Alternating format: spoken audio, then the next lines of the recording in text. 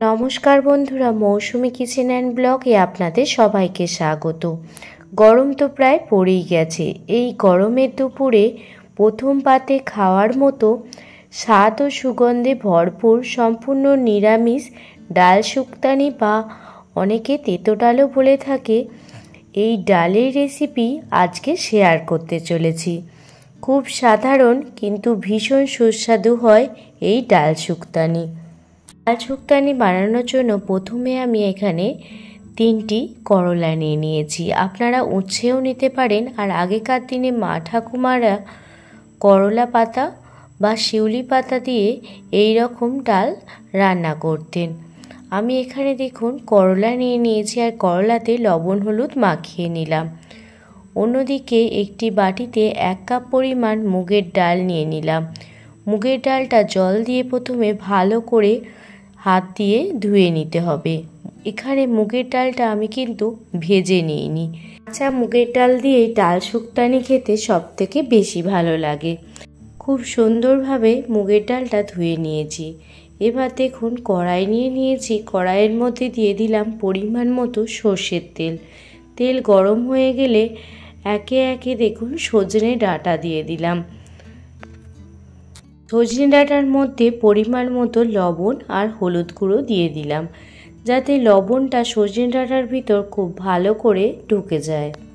গ্যাসের flame medium রেখে 2 থেকে 3 মিনিট সজনে ডাঁটাটা ভেজে নিচ্ছি। আপনারা চাইলে সজনে ডাঁটা না ভেজেও রান্না করতে পারেন, তবে ভেজে রান্না করলে এর টেস্ট কিন্তু অসাধারণ হয়। দেখুন সজনে ডাঁটাগুলো ভাজা হয়ে গেছে। এবার সজনে ডাঁটাগুলো একটি পাত্রে উঠিয়ে নিচ্ছি। দেখুন একটি কুকার নিয়ে নিয়েছি আর কুকারের মধ্যে যে মুগের ডালটা ধুয়ে নিয়েছিলাম সেই মুগের ডালটা দিয়ে দিলাম। আর তার সঙ্গে দিলাম 2টো তেজপাতা আর 2টো কাঁচা লঙ্কা। স্বাদ মতো লবণ দিয়ে দিলাম আর দিয়ে দিলাম হলুদ গুঁড়ো। হলুদ গুঁড়ো কুকারের মধ্যে দিলে ডালটা খুব বেশি সিদ্ধ হবে না।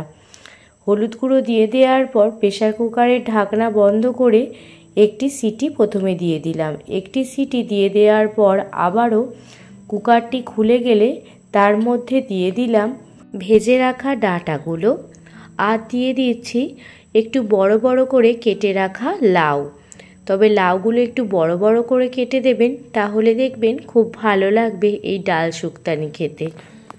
ডাঁটা এবং লাউ দিয়ে দেওয়ার পর ঢাকনা দিয়ে আবারও একটি সিটি লাগিয়ে নেব, যাতে সব কিছু সবজি এবং ডাল খুব সুন্দরভাবে সিদ্ধ হয়ে যায়।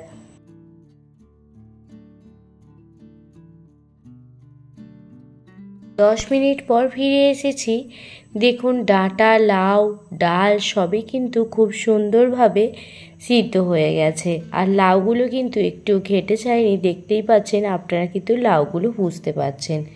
এবার যে কড়াইয়ের তেলেতে আমি ডাঁটাগুলো ভেজেছিলাম সেই কড়াই তেলেতে লবণ হলুদ মাখানো করলাগুলো ভেজে নিচ্ছি।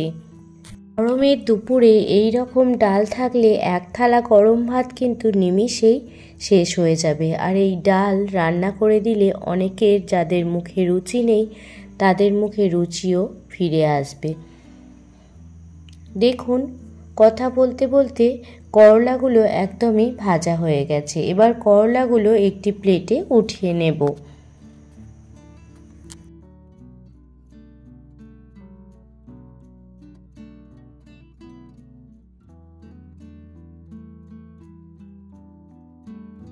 করলাগুলো বাটিতে উঠিয়ে নিয়েছি।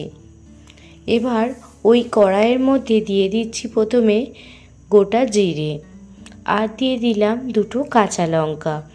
ফোড়নটা প্রথমে কিন্তু ভালো করে ভেজে নিতে হবে। ফোড়ন ভালোভাবে ভাজা হয়ে গেলে এর মধ্যে দিয়ে দিচ্ছি 1.5 চামচ পরিমাণে আদা বাটা।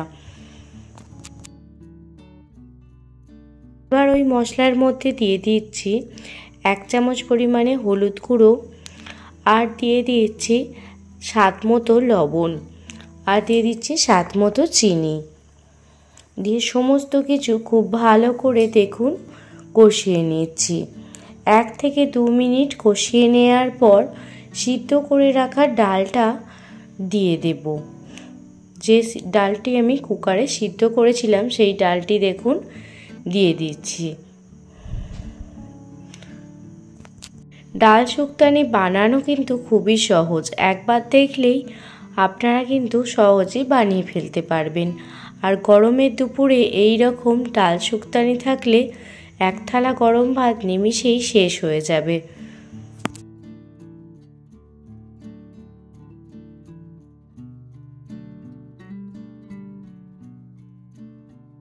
সমস্ত ডাল ঢেলে দেওয়ার পর কিছুটা ডাল তুলে নিচ্ছি, কারণ বাচ্চারা করলা দিলে এই ডালটা খেতে চাইবে না। তো সেই জন্য ডাঁটা লাউ দিয়ে ডালটা প্রথমে কিছুটা অন্য জায়গায় তুলে রাখলাম। আর এবার দেখুন বাকি ডালটার মধ্যে করলা মিশিয়ে দিলাম। ডালটা এবার 5 থেকে 10 মিনিট খুব ভালো করে ফুটিয়ে নেব, যাতে করলার ফ্লেভারটা ডালের মধ্যে খুব ভালোভাবে ঢুকে যায়।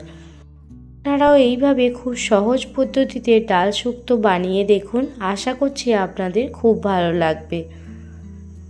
ডাল শুক্তানি একেবারেই রেডি হয়ে গেছে। আপনাদের এই ডাল শুক্তানি রেসিপিটি কেমন লাগলো আমাকে অবশ্যই কমেন্ট করে জানাবেন। যদি ভালো লেগে থাকে প্লিজ একটি লাইক কমেন্ট শেয়ার করে আমার পাশে থাকবেন।